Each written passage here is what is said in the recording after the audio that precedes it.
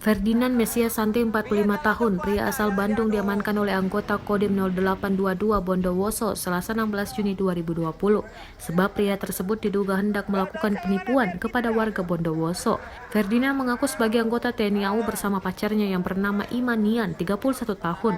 Selain itu dia juga membawa supir pribadi untuk meyakinkan korbannya bahwa dia seorang anggota TNI.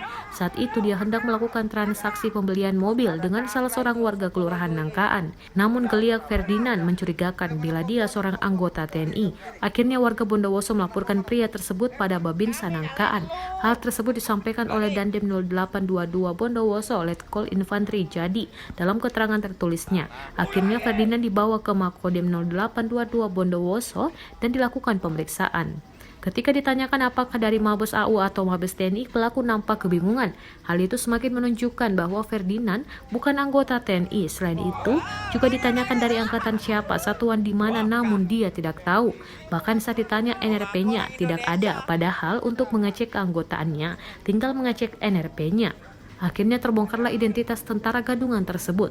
Bahkan ditelusuri lebih jauh, Ferdinand sudah pernah melakukan penipuan di beberapa kota, diantaranya Kabupaten Alor, NTT, Malang, dan di Bondowoso namun tidak berhasil. Letkol Infantri Jadi menambahkan tentara gadungan tersebut tinggal di Malang. Seragam yang dipakai dibeli dari Pasar Senen, Jakarta. Profesinya sendiri sebagai pelaksana pekerja sebuah proyek.